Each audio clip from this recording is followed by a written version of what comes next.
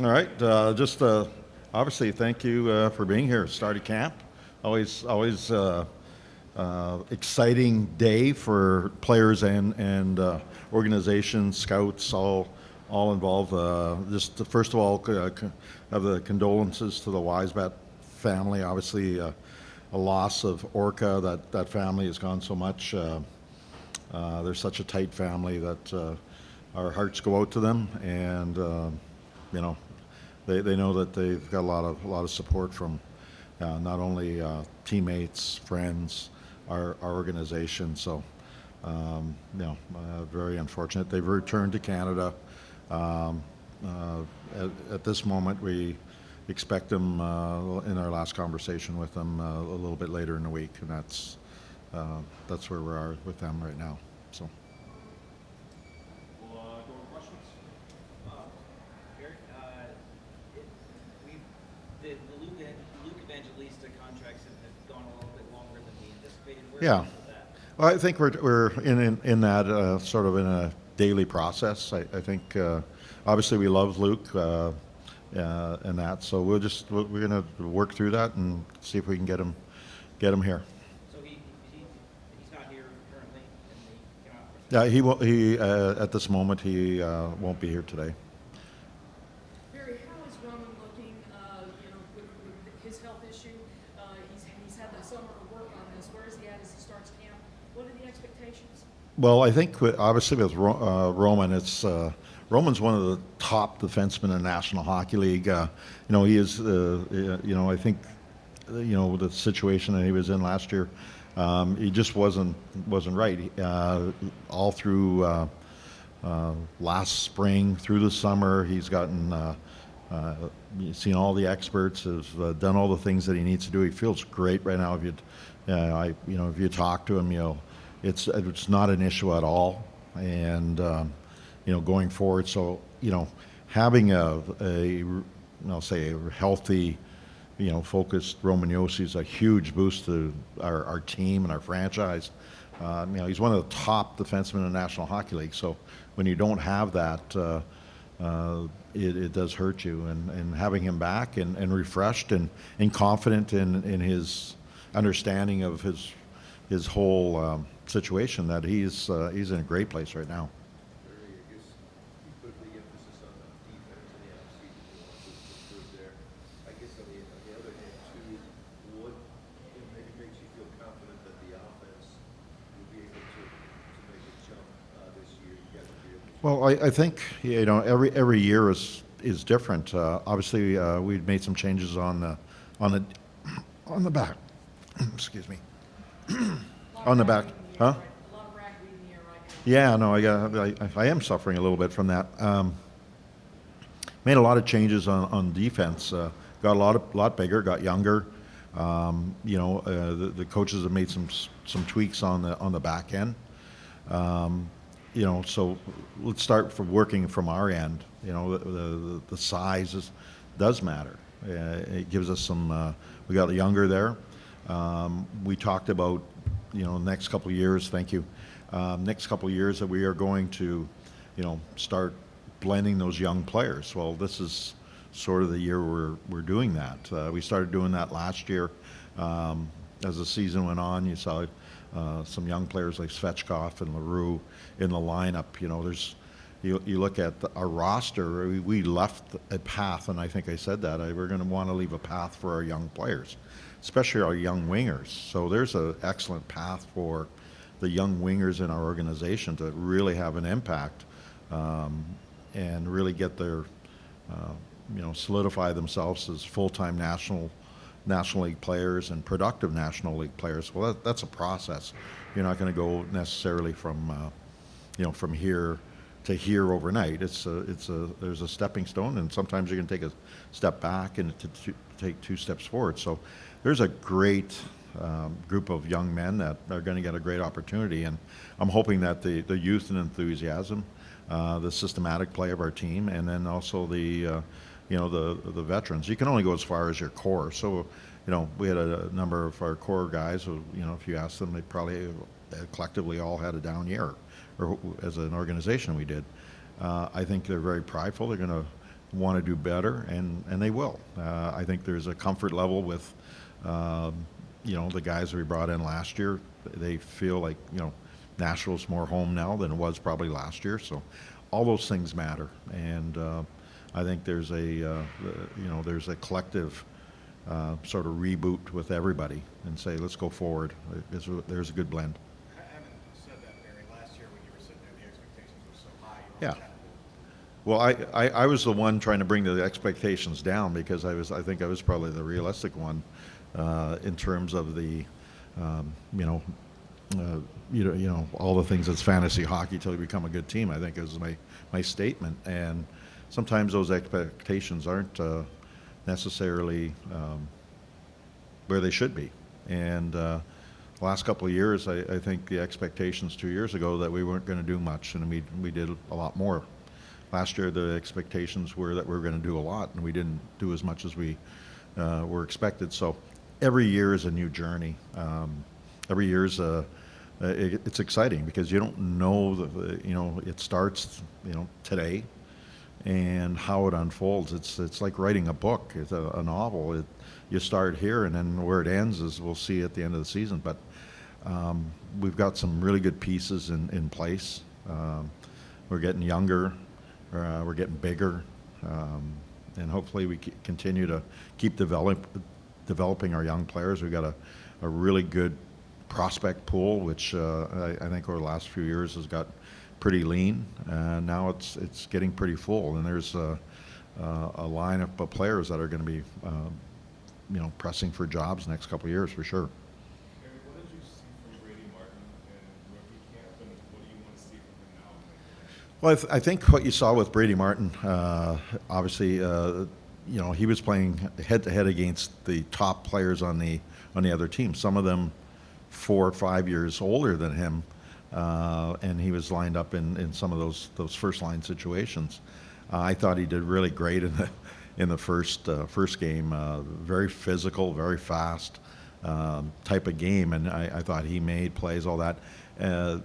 As it went on a little bit, night in and night out, he going against those top guys, you could see the youth in him a little bit, but you can also see the great ability to make plays. He made a lot of plays. Some he didn't execute where there was some good defensive plays and what have you, but he saw the play right away like a pro. Some junior players that get the puck and then the play's there, and then they sort of wait a bit, and then they try to force it a little bit. He didn't. He saw the play right away. Now, if you execute or not, that's another thing. But there's a lot of good pro qualities in his game. He's going to have to get continually bigger and stronger, like we say to about almost every 18, 19-year-old that's playing junior right now. So it's exciting because he's got a lot of game and a lot of character, a lot of substance to winning. He fought through a little bit of a foot injury the last 2 games. He blocked a shot when it counted late in the game, and battled through it the next 2. So substance in a player's game is key, and there's a lot of elements from the ability to play on the right side of the puck at the right time, the ability to make plays at the right time, the ability to drag your teammates into the fight a little bit. You saw the patience and I'll say a little bit of maturity, confidence that he displayed in the shootout. So there's a lot of good things that you could take away from his rookie camp, and excellent young player. We're really happy about it. With regards to the center position overall, Barry, how much is preconceived idea for what you want to do there, and how much is fact finding out here? Well, I think going into it, it's a combination of both. Every year there's going to be surprises and there's going to be disappointments, and obviously the surprises are the great ones that you want to grab onto, and there'll be some disappointments. But at the same time, as I said to the players, that's the starting point. Someone may have a great camp and then they've got to maintain it. Someone may have a disappointing camp and may start at a different place, but it doesn't mean that you can't change your narrative. And so, you go into every year with a, this is where we think we will be, and you're probably, depending on the construction of your team, the age of your team, the contract status, all that, you're probably going to every year with anywhere between 80 and 90% of your decisions sort of semi-made. I think it's a little more wide open with us, just because of the element of allowing our young players to get into the lineup and show what they can do. And some guys have started their development in the American Hockey League. They're going to get a chance to, play it hopefully in a National Hockey League. But there might be some development in the National Hockey League with our team this year. Ideally, I'd love to see as I said, a nice blend of, 2 veterans and a rookie on every line, and then eventually, some of those young guys get a couple years of experience. They become those veteran players, and you keep adding young guys as we keep going on. So right now, what's the starting point for your top line center? Who is that? well, it's going to have to, right now for me, it's Ryan O'Reilly until someone, he plays on both sides of the puck. We're trying to develop those young guys. I think if you look in the, 3-4 years down the road, our center ice will probably all draft choices, and there's some good pieces there. Barry, Talking about center Smashville and Zach Woodward in their second season, what are you looking for from them to keep their trajectory? Well, I think with a guy like Feder, he showed really well last year. I think there's a confidence that comes with when you first come into the league, and you find out how hard it is. The first call up, I think, with Feder last year is that he thought that the league, obviously faster, stronger, better players. But what he found when we sent him down back to Milwaukee, his first call up was how the American Hockey League is a little different than the NHL for him, in the sense that in the American Hockey League you might play 2 or 3 games on a weekend, and then you sort of get to exhale, sort of reboot, get ready for another weekend. It's all a little more like college. You might have the odd game in the middle of the week, especially early in the season. There's mostly weekend type situations in the American Hockey League. What he found, he said, was mentally that you in the National Hockey League, you're basically playing every 48 hours. So you don't get that time to exhale. So he was saying that he had to learn mentally how he could sort of, as soon as the game's over, get that exhale, and then get a good night's sleep, and then, sort of get refocused and that. And that's it wasn't the physical stuff, it was more the mental stuff that he thought was a lot harder. Now, obviously, when you get into an 82-game schedule and you're going head-to-head against better players, it gets tougher for them. So, he found out, a guy like Federer said, like face-offs, how important they are, how good guys are, and how, you spend a lot of energy trying to get the puck back. So I got to get better in face-offs. I got to get a little stronger. I got to do that. He's a really focused player, so we're hoping that our core group can help him along. Obviously, when we started this process with some of our veteran players, we knew that a guy like Sept would be on a team eventually, but we wanted to give him a good player to play with, a veteran player, someone who could maybe produce, so he can get that offensive confidence. I think the defensive side of the puck he's very good at. I think that's just his upbringing, his coaching from over in Russia, and then what he's done in Milwaukee with Carl Taylor, and it's been a really good process. So now he's got to take that and sort of grow and probably grow a little more of the offensive part of the game, giving the puck up a little quicker, getting it back. That game is a little bit different in the NHL than it is in the American League. Very good.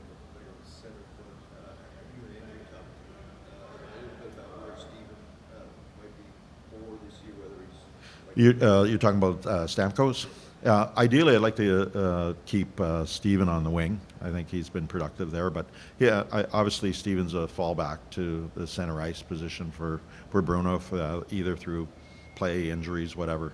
But I think I think everybody would like to have Steven over there because the next couple of years, you know, you got a Svechkov, you got a Edstrom, you got a Martin, you got these guys coming. So I think, you know, Steven over there would be very productive. He feels comfortable over there. So, but he, you know, he can play both, which is a great thing to have. Barry, just back on the Evangelista thing, I know you said you guys, you love Luke, you want to get this deal done, but as this continues on, how close would you say you are to maybe dealing the player Well, away in order to make no, that's not even a thought. We love Luke. We want Luke to be part of the group.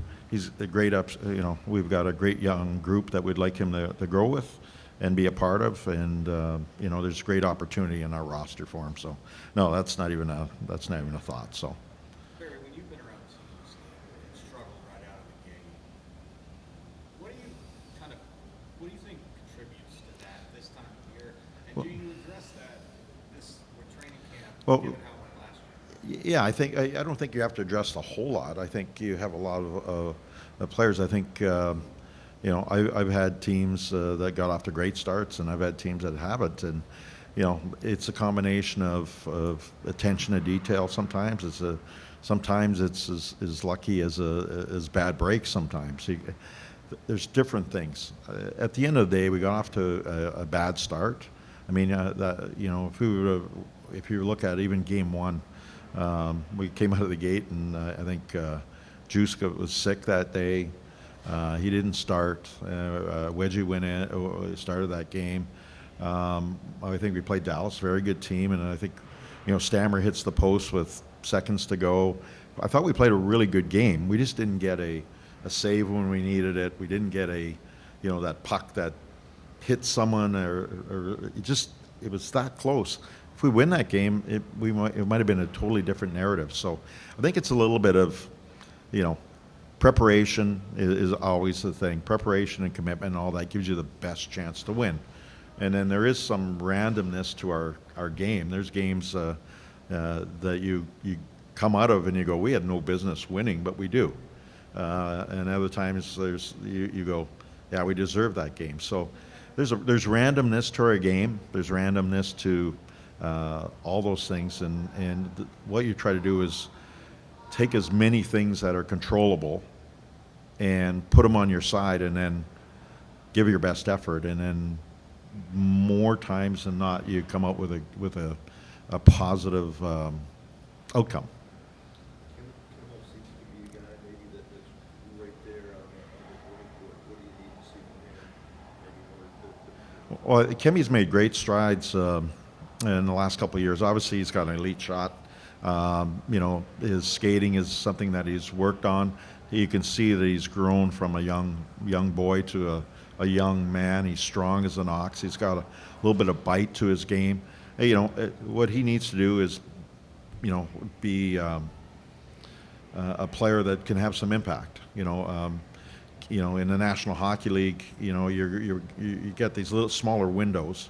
So finding ways to get open in those smaller windows offensively more often, so he can be a little even more productive at the next level. That's something that he's, you know, constantly working on. His skating is coming. His strength is coming. You know, he can make good offensive plays as well. And I think he's done a pretty good job defensively. Like, I know when he first came over, the puck could be turned over and there'd be a little bit of hesitation. He doesn't hesitate now. He knows what to do. He kills penalties in the minor league level. So I think all young players get a chance to, when you get a chance to kill penalties, you learn a lot about defense. Obviously, when you kill penalties, you got to have some, I'll say you got to have the stones to block a shot. You got to have that courage to, you know, to chew on one once in a while, and he has that. So a lot of good elements. Now he's got to just translate to the next level. Barry, you know, there's a lot of focus on the players here at the camp and everything, but how closely will you be watching Andrew Burnett in his third training camp here, and some of those, maybe looking for some of those tools that you wanted him to Yeah, I can honestly say I don't need to watch at training camp as much because we've had a lot of discussions from the end of last season. The coaches are extremely prepared. I think Andrew is, you know, as we look at ourselves, Andrew's done the same thing and says, okay, got to add this. I know he's had numerous conversations with the leadership group, a number of players. Those relationships are strong, and there's some tweaks in our systems that I think will hopefully pay dividends for us. There's change in personnel that will hopefully add to enhance that a little bit. I think they're probably more prepared than they ever have been. Obviously, we made a change with one of the staff members in Luke Richardson, who will be working with our defense. So there's lots of changes and lots of good discussion. Luke adds another set of eyes that wasn't here last year. So all those things are good. I think they're really prepared, and they made some nice little tweaks that hopefully will help us. I think the players have. I will say this. I know the players have put their rubber stamp on the some of the nice changes, because not only did Andrew talk to the players, but he also listened. That's a really important factor too on both sides, on our whole game, on individually and collectively. So I think he's made some really good growth. Now for us, we've got to get off to a good start. I mean, you never make the playoffs in the first month, but you can miss them in the first month, and that's sort of what we did last year.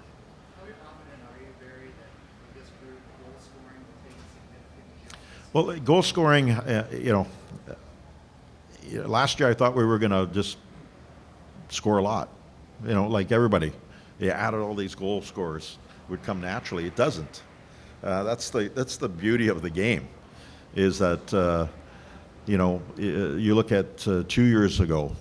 I think you might have asked the same question: are you confident you're ever going to even score any goals with our hockey team? And we ended up 9th in the National Hockey League. So collectively, goals come collectively. They don't necessarily come individually. So just by going, this guy will give you 40 more goals, or this guy will give you 40 more goals, it doesn't happen that way. They give you a chance to not need 10 chances to score a goal sometimes, because they're naturally better at doing that. But collectively, you can do it different ways. We did the year before with a real solid forecheck and a track transition game that allow us to score. Net presence, 30 goals, all those things made us a higher scoring team than we were last year. Last year, the second half of the year, I made a lot of changes. That if we would have had a better year, some of those changes would have happened probably in this summer. I saw where we were going, and it wasn't going to happen last year, so we made the changes early. So a lot of the work that we did happened last year, and then we just tweaked. So I think from our standpoint, we need to let this younger group settle. Of all the things that we did last year, we moved a lot of people out and brought a lot of people in. We got bigger, and we got on average, about 4 years younger. And that bodes well for the now, and it bodes well for the future, because those group of players are now, they're going to be able to blend with the older players, and they'll be able to blend with the younger guys. They're going to be around. And there's a few projects in that when you go younger. You sometimes take a step back to take 2 steps forward, but the guys we brought in have upside. They have growth still in them. And in the group of changes, we moved out, I think, 5 guys that were 30 plus, and only brought 1 in. And so that's sort of the reboot that we talk about. This group is, I think, rebooted mentally, rebooted in terms of our roster construction a little bit, and the reboot is we're adding young players that people are going to grow with. We got some exciting young players, people that have a lot of the Nashville DNA. They're great people, good, solid players, and have lots of upside. And so we're really excited about that. I'm really excited. I look back, the cupboards are starting to fill up to the years when we had, you talked about the Shea Webbers and the Yosis and down in the minors, that we had young guys coming, and the cupboards were getting full. We're starting to get back to that, where the cupboards are getting full. We're still looking, obviously, for that, like everybody, the game-changing, centerman. Like everybody wants a Crosby, McDavid. Well, if you really go look around, there's not very many of them, and they're hard to get. But if you remember, Yosi was a second-round pick. He's a all-star in the National Hockey League, one of the best defensemen in the last decade. And he was a second-round pick. Shea Weber was a second-round pick. He's in the Hall of Fame. Pekka Rinne was a seventh-rounder. I mean, where you're drafted is great, and projections are great, but development is greater for me.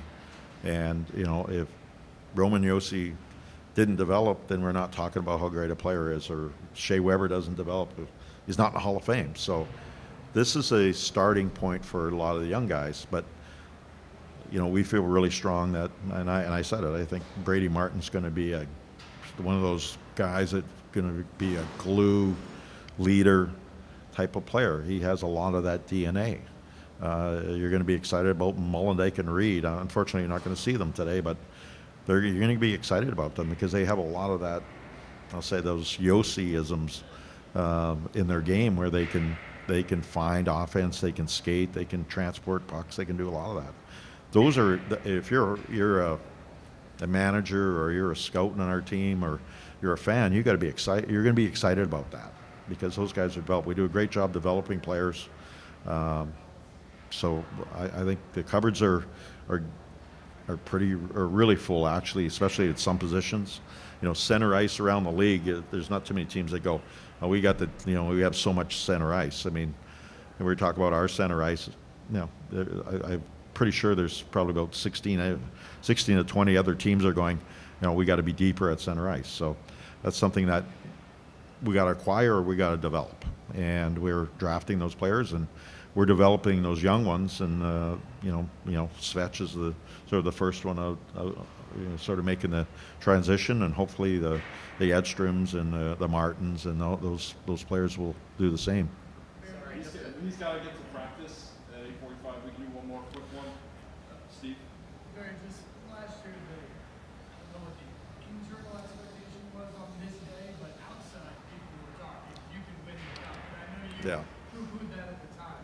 But you come back this year, what do you guys set as the expectation as they hit the ice? Well, I think our expectations are internal, the players have their own expectations collectively. I think we're going to. I want to be competitive, game in and game out, and probably very similar to any other team. Is I know our core is going to rebound. I know our young guys are going to take a step. So we're in a really tough conference. So I'm quite honestly, I'm not going to put a whole lot of expectations on it. Outside of this, the inside, there's always expectations. Can we be a playoff team? Yeah, absolutely. Can we not be a playoff team? Absolutely. There's going to be 16 of them that aren't. There's some really good hockey teams in the West, but we got to find a way. No one talked about us 2 years ago about being a playoff team. Not there. I don't think there was anybody. Everything I read 2 years ago is, hey, there's going to be a lot of pain. They're going to be a last place team. And we weren't. And so, I'm not going to tell you where we're going to finish. I just know that we're going to be a better team, and just like we were 2 years ago. So I'm going to leave it. The expectations are for, we proved. I'm going to say we proved the experts wrong 2 years in a row, and we're hoping to make it 3.